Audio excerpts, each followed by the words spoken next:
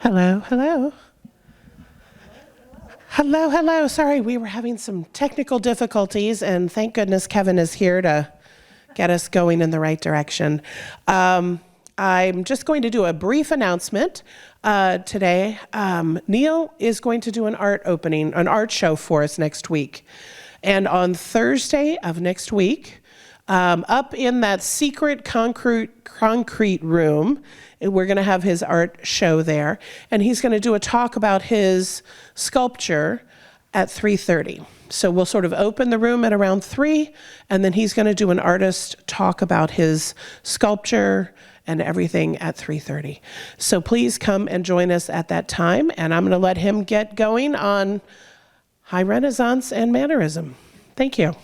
Thank you, John. Enjoy.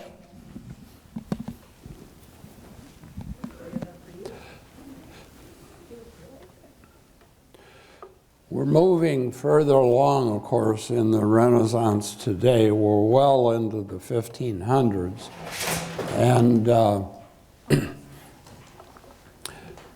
you're going to see some strange contrasts that start to appear in the later 1500s. Remember, early Renaissance work has this kind of ordered, clear, pristine, fresh look about it. And it's easy to assume that comes from a peaceful, placid environment. It doesn't.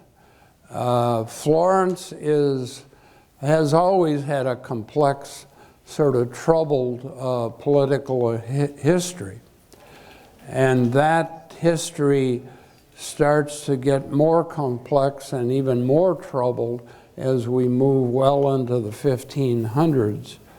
And we're going to start to see work that doesn't have that fresh look about it. I'm going to give you an example that you might remember from last time. We looked at the Fra Angelico Annunciation, the angel Gabriel announcing to Mary that she's going to have the Christ child. It was a beautiful, sweet, kind of quiet, gentle painting. And there's a kind of garden off to the side. And you get the feeling that it's that kind of fresh, innocent quality that we associate with early Renaissance. What we probably didn't have time to talk about is the cell further down the building from where Fra Angelico was Savonarola's cell. Savonarola was a very prominent preacher. And in fact, he almost governed Florence for a brief amount of time. Eventually, because he sort of argued against the whole classical revival associated with the early Renaissance, the Florentines rebelled against him. And in fact, tortured and burnt him in the Downman Square in front of the Palazzo Vecchio. So, you know, it's a troubled time. I mentioned to you when we looked at the statue of Michelangelo's David that the arm holding the sling was in fact broken during one of these civic disturbances. Today we're going to continue on with Michelangelo and look at the Medici tomb. This is a tomb structure that's associated with the Medici family. There's a much bigger tomb structure in San Lorenzo, much fancier than this one, that also is associated with the Medicis. But in any case, this tomb is there's a tomb opposite it, just immediately across the square room, that's kind of mirror image of it. And these are two Medici brothers whose bodies are interred in those sarcophagi, you see. Now, Michelangelo designed the entire room. He didn't just do the sculptures. There's some serious questioning whether this commission is finished. Many think that, in fact, there were two larger sculptures that were also to be on the floor. So, in fact, those reclining figures would, in fact, create the Renaissance pyramid. But, in fact, I wanted you to get a sense that the freshness of the Renaissance is gone now. These figures represent, these are not portraits, by the way. These guys are simply body types that represent philosophical Neoplatonic notions. This is Giuliano. You notice he's holding a military baton. He has a kind of armor on. So he represents the active life.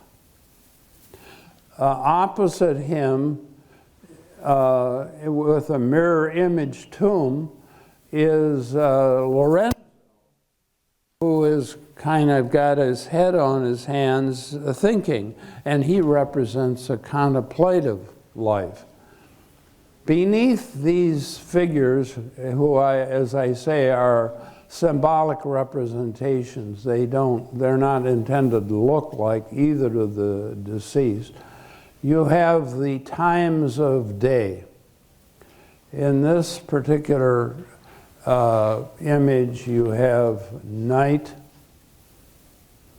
and dawn. Any case, what I'm hoping you'll be able to see here, especially with night, there's a kind of gargoyle mask here.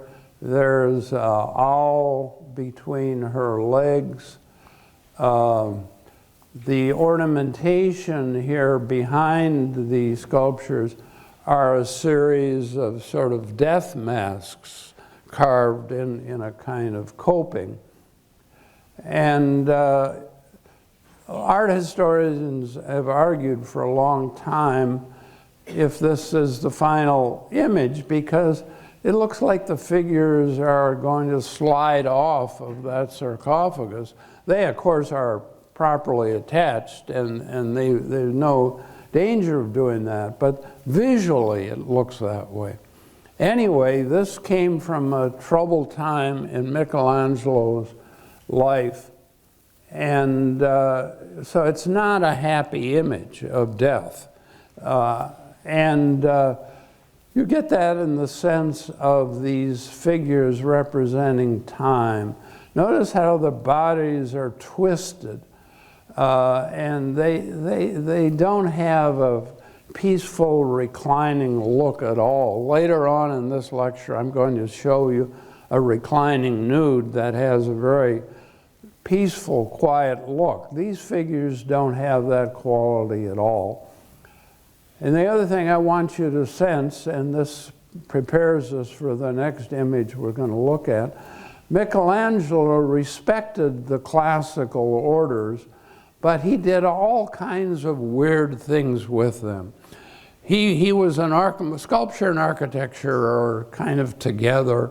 They've always been throughout their history. They're both three-dimensional. They use the same materials. Sculptors become architects. Architects become sculptors. Any case, he's taken the classical order. These brackets are classical brackets. These pilasters have capitals on them that are classical capitals. But in fact, he does weird things proportionally with the classical orders. And art historians have commented how how tight this niche is. The figure is sort of jammed in there. It's not a very big niche for the size of that figure. But in any case, I want you to get a sense. He designed this entire room. It's a very tall room, and just white light coming in from above. Has 4 doors in each corner. 2 of them are just artificial, but there are 2 entranceways.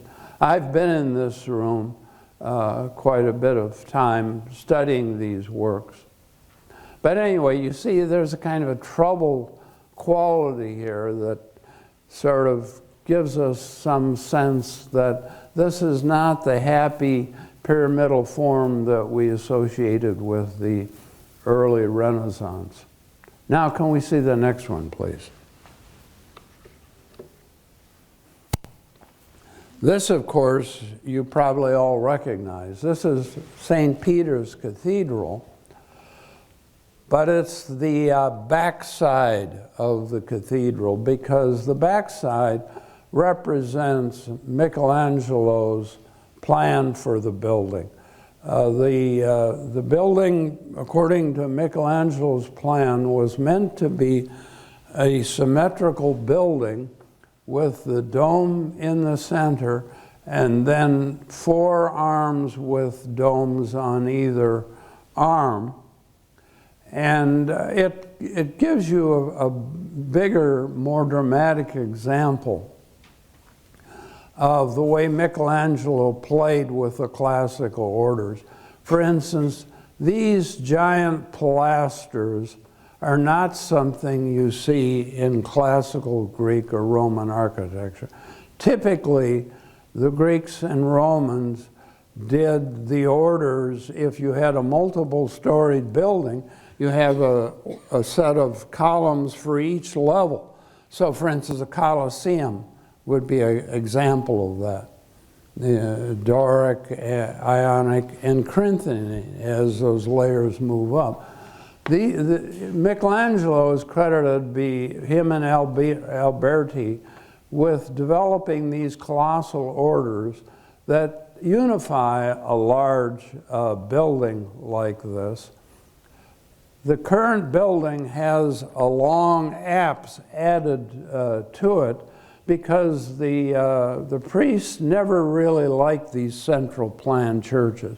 A central plan church is derived from what are called martyriums. I think I've talked about them before. A martyrium is a burial site for a martyr. And typically martyrium, starting with Costanza, is a circular plan church.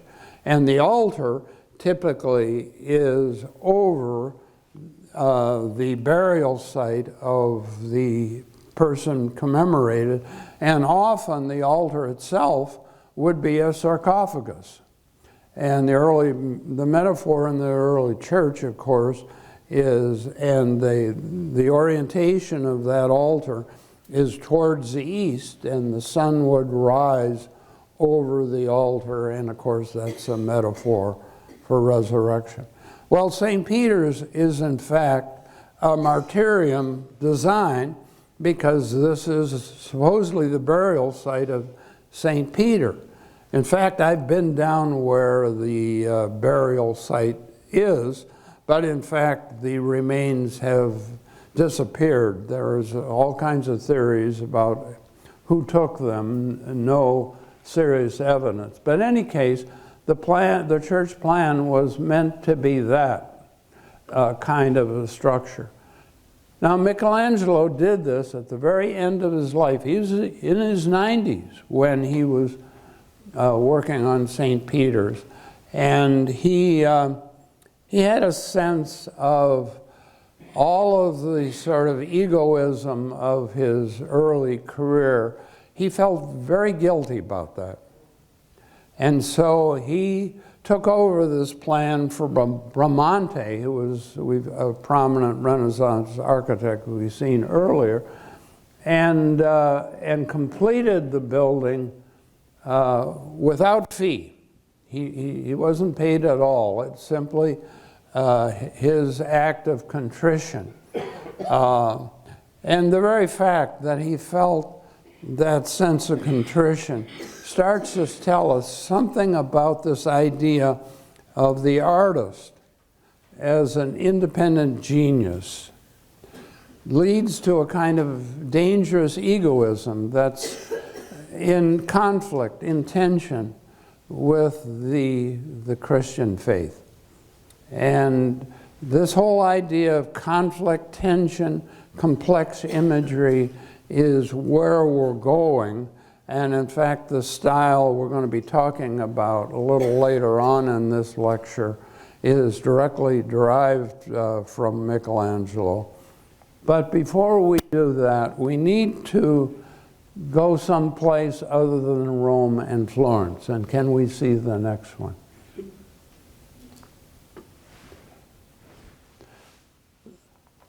This is a painting by one of the Bellinis in Venice. Now, the Venetians, partly because of the nature of Venice, were not interested in fresco painting. Venice is kind of damp climate, as you would gather. Fresco didn't work well in Venice. So the Venetians were among the first Italians to really get involved with oil painting. And they, in fact, were the first to develop the idea of oil painting on canvas, which is the way we think of oil painting. But all the earlier oil paintings we've looked at up till now have been on wood panels. In any case, this is a type of painting that tells us something about the Venetian approach towards things. This is what is called a sacred conversation. It's a way of representing a pious image, but representing it in such a way that there's almost no story or narrative. The idea is they're supposed to be talking to each other, but in fact, they really don't talk to each other. They simply are important religious figures all in the same space, creating a kind of beautiful, soft, atmospheric space. We, of course, have Mary and Jesus on the throne. Here is St. Jerome. Notice he's got the Bible. He's the translator of the Douay Catholic Bible. So he becomes an important saint. Here's St. Lucy, who is a martyr. Now we have just a little musician down here, appears to be a viola painter. I'm sorry, this is St. Catherine. This is St. Lucy over here, and most historians that I've read have no idea quite why she's there, what she represents. And this figure over here is supposed to be St. Peter. He's almost always represented as an older, balding man, and of course holding the scriptural witness. But you'll notice the whole thing has a beautiful kind of soft, poetic quality, but there's not much of a clear story with it. It's just a beautiful painting. And that the Venetians weren't into philosophy like the Florentines and the Romans were. They just liked certain images because the mood they created. So Venetian painting will touch an emotional chord that we really haven't seen very much in Florentine and Roman art. Now, can we see the next one, please? I'm sorry, as we reproduce these images at the scale, we lose the intensity and depth of color. So you have to trust me when I say these paintings have a much deeper, softer look about them.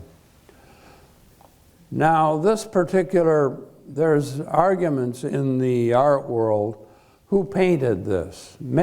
I learned it as a student as a painting by a guy named Giorgione, who was the teacher of Titian, who was one of the most famous of the Venetian painters. This is called the Pastoral Concert, and it shows you this odd, kind of moody, soft, ambiguous quality that is associated with Venetian painting. The interpretation that generally applies to this work is the two nude female figures represent the quality of inspiration. These are the muses. These two figures, the male figures who are clothed, one of them holding a lyre or a lute, and then one of the female figures dipping water out of some sort of a fountain. And that metaphor is the inspiration. Those are the waters of inspiration. They're in this beautiful, idyllic landscape.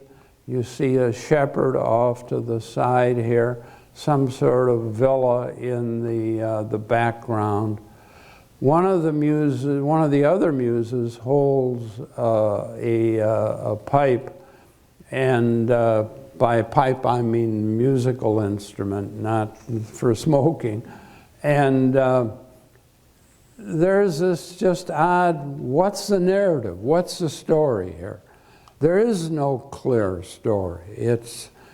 You're supposed to read the imagery and let the imagery affect you. So Venetian painting has a kind of soft, poetic, mysterious quality that's just really foreign from Florentine and Roman work.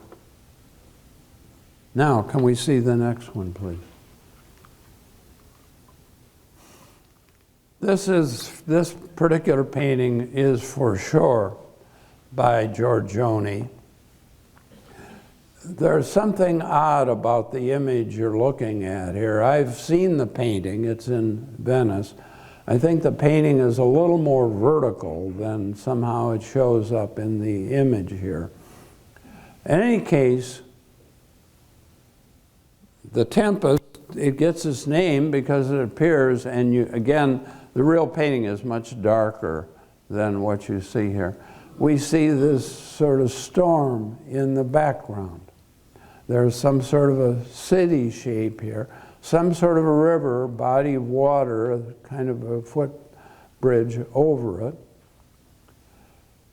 And then this female figure, we don't think she's Madonna, there are no halos or anything like that, nursing a baby in this wooded grove off to the side. Then a male figure who's some sort of a military figure because he has this lance shape. You'll notice she's associated with the softness of nature. Notice on his side of the painting, we have these broken columns and part of a building, so you get the more angular shapes, and they're associated with him. Again, what does it mean? It just creates, there's some commentary here about masculine and feminine, but what's the specific point of that commentary? There's no fixed way of defining that or explaining that. So the Venetians, unlike the Northern Europeans, create their own symbolism. The Northern Europeans, remember, we've looked at some of their work, and they have very specific meanings for certain kinds of objects that appear in the work. The Venetians don't follow anything like that. They just sort of let the image float, and keep in mind this is oil painting, so it's a very slow painting process. You can paint over things, you can change things with it in ways you can't with fresco. It doesn't require the pre-planning that fresco painting requires. Now, can we see the next one, please? This is Titian's Venus Urbino. This is the first of these major reclining nude paintings that have persisted throughout the history of the visual arts since the Renaissance. One of the very last of these is a painting by a guy named Manet, and when we get to modern art, we'll have a chance to look at his reclining Venus. The image is meant to be beautiful, but not particularly erotic or sexy. There is a kind of narrative story going on here. You have two servants in the back here, and the reason she's nude is they're her servants, and this woman is going in a chest. In the Renaissance, people stored their clothes in these large wooden chests, so they're looking for her clothing. One of the important features that have become associated with this type of painting is the little dog. And that is meant to sort of soften the eroticism of the painting, because the dog represents faithfulness, fidelity. Fido is from Latin. And so the dog sort of represents a kind of innocence. But I think it's curious, he's sleeping. Anyway, she's just this beautiful reclining form. Again, with this one, you get a little better sense of the depth of color. Titian is noted for his coloration. She creates a kind of compositional diagonal this way. These red pillows beneath her relate back this way to the red dress of one of the servant women. So you get an interesting composition and then a very interesting spatial relationship. She obviously is in the foreground. Then you get the perspectival relationships of the tiles in the floor as we go back. Finally, we come up with some sort of wall window, and then a scene in the background. And the color of that scene, I can't tell whether those are stars or not, but it's dark, but it has a kind of red at the bottom. Is that night, or is that dawn? Is that her preparing for her day? But in any case, you can see the Venetians just don't worry very much about meaning. They're into the sensual side of the visual arts. And you've got to keep in mind, and these are all faithful Catholic painters who are doing these things. This is a guy, earlier in one of our lectures, I showed Christ crowned with thorns. This is a guy who painted Christ crowned with thorns. They don't remember in the Renaissance, they see creation as a kind of temporal theology, so that in creation we see the beauty of creation represents the beauty and the power of God. So we meet God in beauty in the Renaissance vision. Now, can we see the next one, please? Now we're moving back to the Florentine area. In fact, this particular painting is in Uffizi. Madonna with a long neck. It is truly weird painting because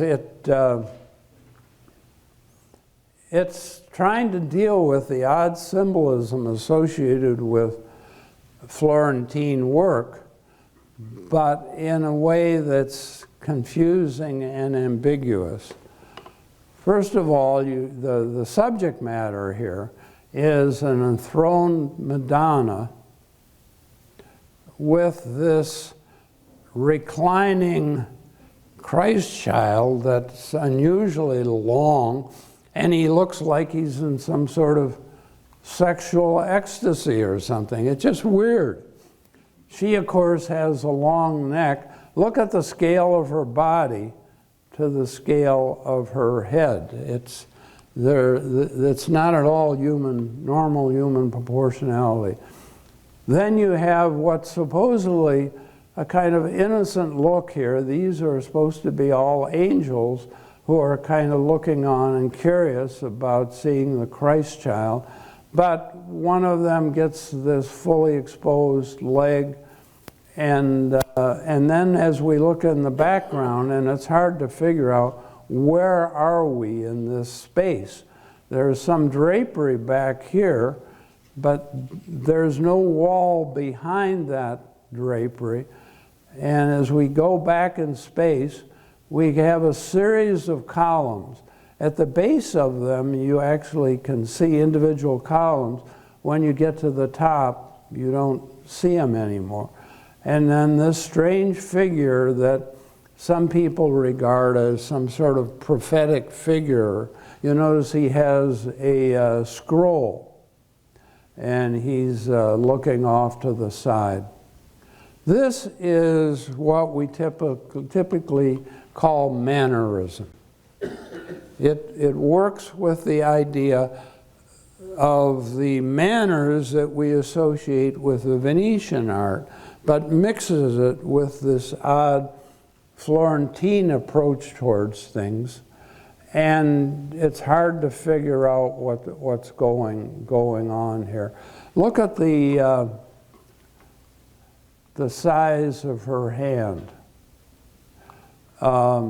Hands and feet become really important as a part of the whole painting approach of mannerism. Now here tells us something about a dilemma that's been part of the art world since the Renaissance. Once you think of the artist as this individual genius, of course, the only way you can regard them that way is they create a whole new art form or new art style. And part of the problem is God only creates so many geniuses, so you only get a few of them. Then everyone else is either dependent on them, following their approach, or trying to be like them without the requisite gifts to match their level of genius. So you get a kind of desperation going on in the art world. Anything to be different from, but yet somehow related to Michelangelo. Michelangelo created all these weird proportions in his figures, but he always did it for some kind of direct expressive purpose. Mannerism takes that approach and then just starts to scramble it. Now can we see the next one, please? Bronzino, again, is one of the Florentine painters. And this is probably the best example I could come up with of the nature of mannerism. Venus, Cupid, Folly, and Time. Here's the whole deal. Remember, Cupid is Venus's son. Let me start identifying figures here. Here's Time. And you notice there's this big drape, and he's pulling this drape back. That's the whole idea, is sort of exposing what's going on here. And what's going on is weird and perverse. Here's Venus, but her breast is being fondled by her son Cupid. Now, you see Cupid's head, he looks as if he's kissing Venus. Try to connect the head and the lower body. There's about 10 extra vertebrae in that back. It's just weird proportionality. Okay, so we got time, we got Venus, we got Cupid. This figure here with the smile on its face, you know, this is holding up at something. He's going to be throwing rose petals on this scene. And this figure represents folly. In the background, you get this female back here. She is kind of hard to figure out, but she supposedly represents envy. It's interesting, she's dressed in green. You have another male figure in the background here who appears to be in some sort of anguish, and he represents inconstancy. What the dove is doing down in the bottom corner, who knows? And we have theatrical masks here, and they represent falseness. So is this a moral painting, or is it an immoral painting? I'm not going to answer that question for you, but I think it's a real question to ask about the painting. Bronzino's style is evident here. Very hard edge, very sharp. His figures almost always look like they're made out of porcelain. Can we see the next one, please?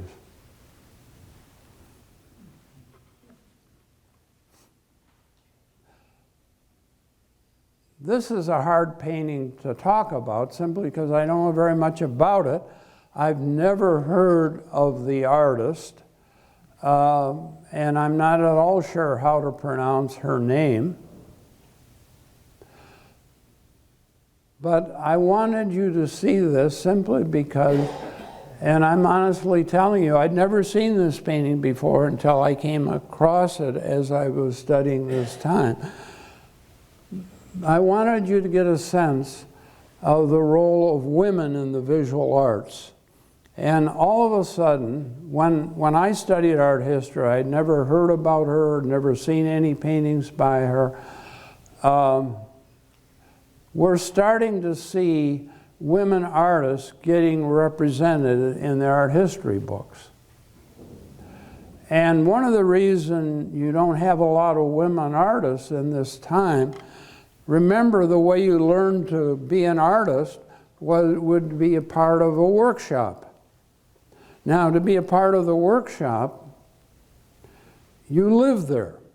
So the majority of the students, in fact, exclusively, the workshops were all young boys.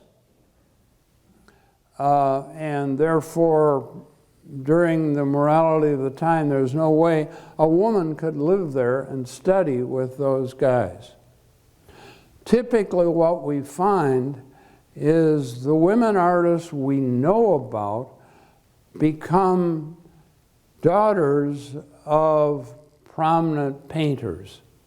So their father taught them how to paint.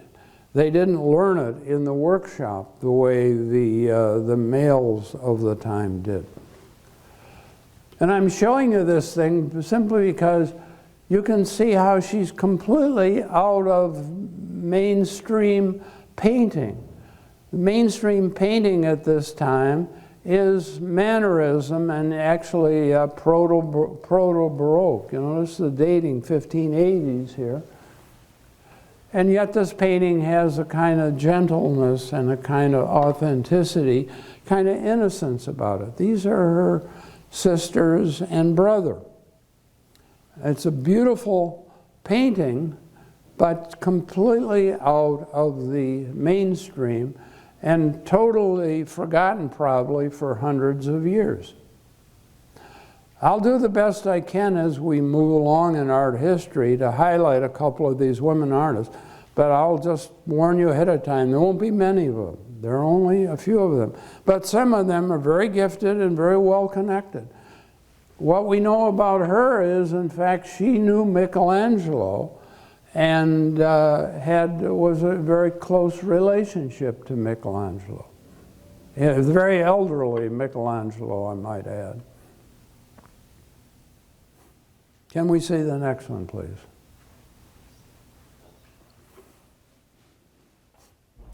Think of Leonardo's Last Supper, or even further back in time, the Dirk Bout's Last Supper I showed you.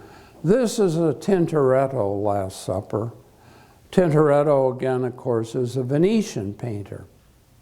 It's a big, big painting, as you can see. It's at least as large as the Leonardo, but a totally different approach to the Last Supper. Leonardo's had all this clarity and geometry, Christ, the quiet center in the middle, the disciples, the kind of wavelength of emotion in a horizontal plane right next to him, Christ surrounded by the symmetrical architecture with the arch over his head. In this painting, you have a hard time even finding Jesus, except that the radiance coming from his head is bigger than anyone else's radiance. And if you look carefully, although they don't have halos, they do have these radiance qualities. In fact, I've counted them. Yes, there are 12 of them there. So apparently this represents all of the disciples. Spatially now, it's sort of rushing back in space. It doesn't have that flat planar quality right in front of us the way the Leonardo does. And it's a much, much darker environment. And look at the angels fluttering around. And are we inside or are we outside? We have this lamp here, but this almost looks like clouds around it. Look at the dating here. This is representing something that we're going to get into next time. This painting is part of what is called the Counter-Reformation. The Counter-Reformation is a reaction to the Luther's Reformation. Remember, Luther wrote his theses and attached them to the Wittenberg door in the early 1500s. 1517, I think, is the date that he attached his theses to the door. Then you get this, eventually this break, this separation between the Reformed North and the Catholic South. Eventually it leads to major wars, and we're going to get into that when we go further along in art history. But the Catholic Church had its Reformation in the sense that it's called the Counter-Reformation. The Spanish Inquisition was a part of the Catholic Counter-Reformation. And the idea of the Counter-Reformation was they wanted the artists to make the faith actual and believable, make it tangible. Don't represent it in these conventional ways that art has done that are unlike life. Represent the faith as if it's happening right in front of the observer. So they're there as a miracle is happening. And the whole Counter-Reformation will be shaping much of the subsequent art that we're going to be looking at. Anyway, Tintoretto creates this beautiful, deep, velvety space. Notice it's an oil painting on canvas. That's, of course, the Venetian development. And you have these servants in the foreground helping out, the disciples along the table, angels overhead, even the light itself somehow catches on some sort of special spiritual luminosity. Here we see some more angel forms coming down. The whole thing has a much more mystical spiritual look about it. But it also doesn't become very explainable. Let me see if I can find him. Typically, Judas is leaning away with, in this particular representation, Judas is on the other side of the table. Here's Judas, and he has the money bag in his hand.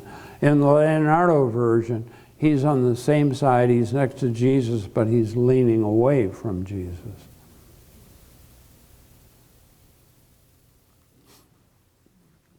Now, can we see the next one, please? Let's go to the extra of no. Let's go to the keep going. I'll tell you which one we're going to go. Okay, Okay, keep going. Good. Here's a painting. Again, a Venetian painting. Look at the scale of this thing. It's 42 feet across. It's an absolutely huge painting by Veronese. Reason I want you to see this is, in fact, originally, it was a Last Supper. You look carefully, you've got Jesus in the middle of it. But remember now, this is a painting made for the Counter-Reformation, and therefore the Inquisition sort of looked at these paintings and decided whether they were suitable for the faith. And the Inquisition, in fact, we have records of the Inquisition, they said, how can this be the Last Supper?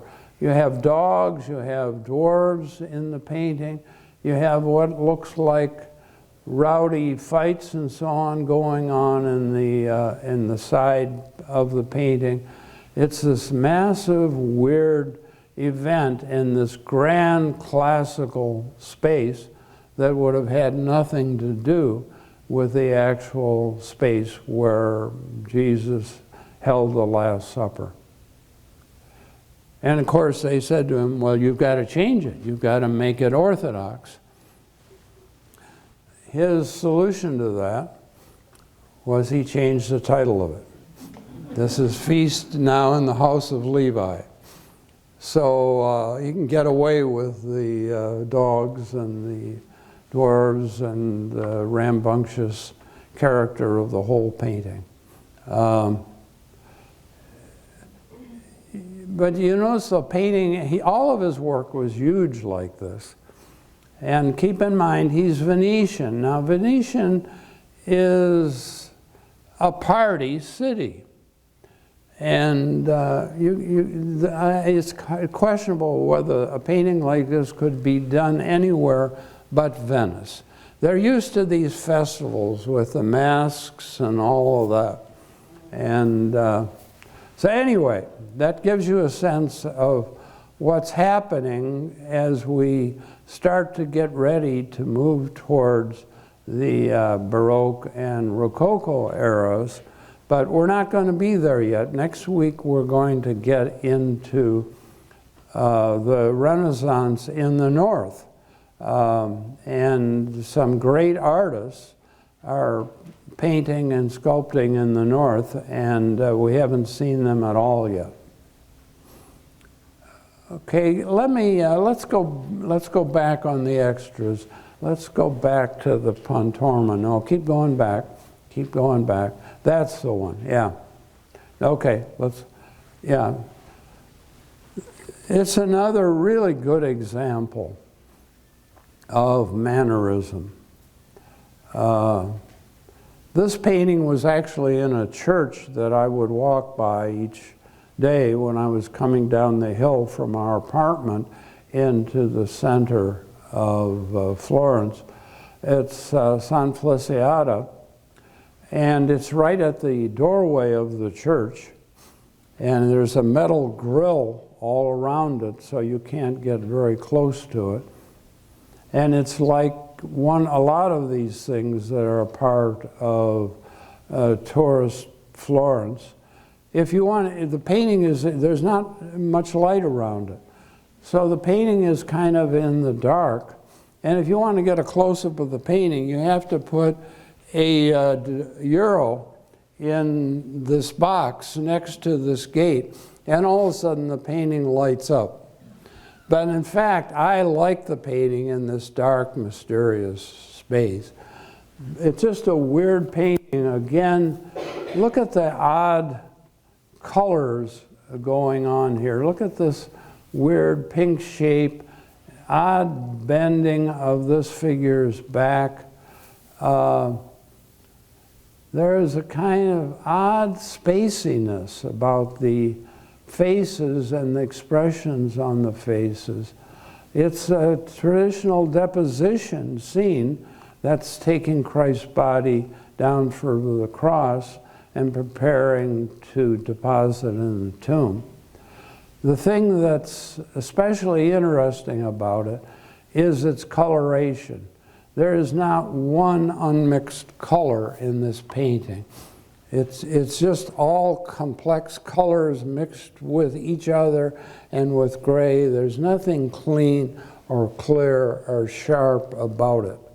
That's, again, Mannerism, with all the figures sort of piled in the foreground in all of these odd poses. Okay, let's stop there. I want to give a little time for questions. Can I help you with any questions?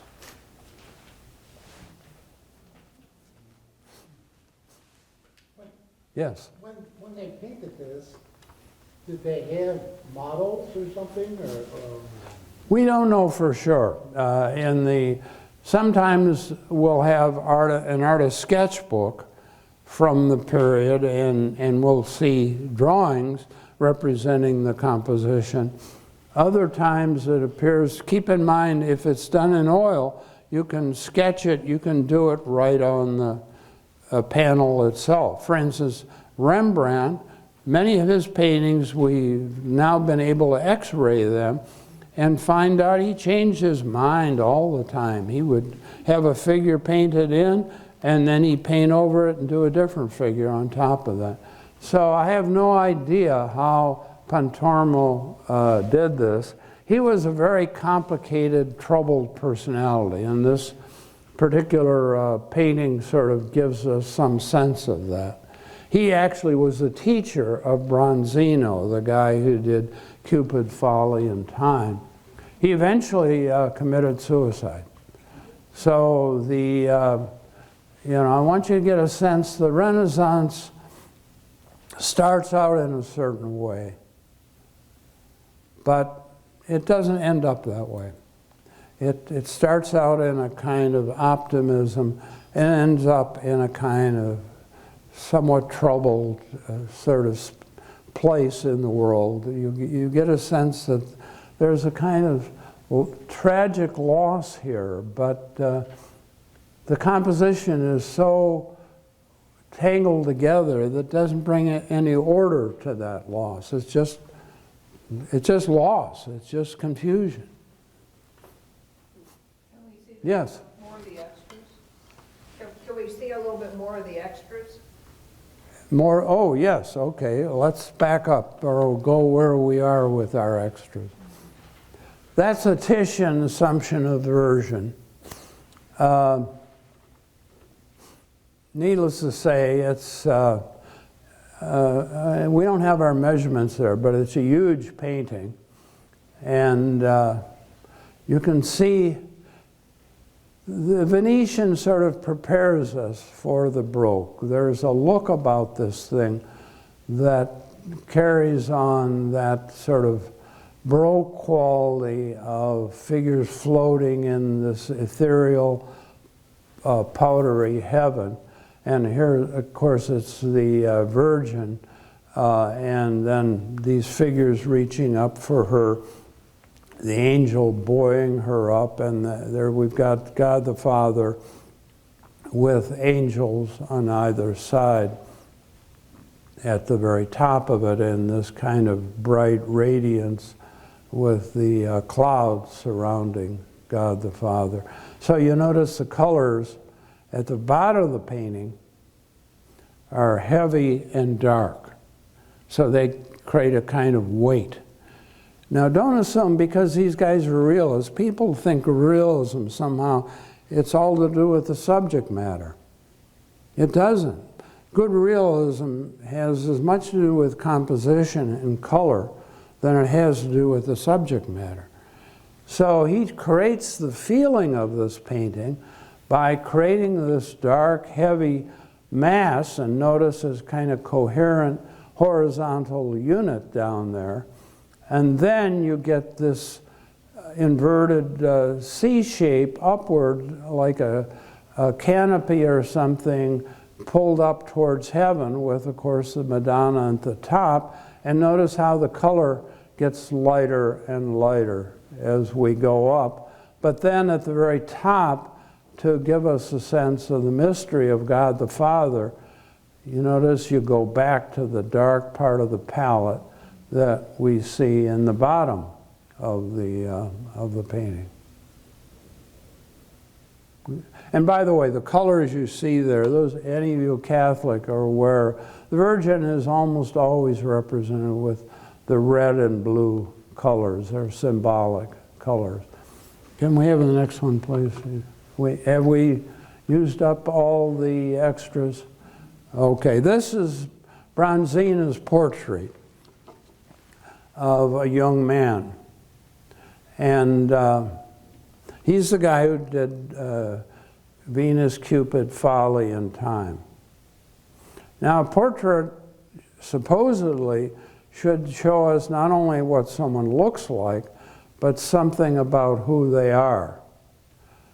And this is obviously an aristocratic young man.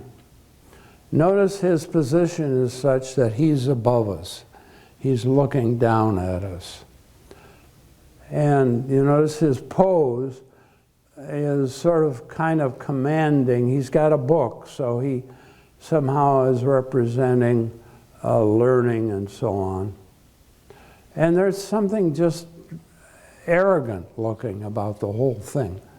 And contrast this to the sisters and the brother, a son of Isha. Just a totally different spirit to the portrait. This is a popular art of that time. Her painting had nothing to do with that mainstream popularity. Okay, I think it is time, and my ride is leaving in a few minutes, so I'm going to have to wrap it up. Thank you again for coming, folks. Next week we'll look at the North. We want to see Albrecht Dürer, Hans Holbein. We're going to see the Protestant North, and if you'll see some Protestant religious painting. Thank you.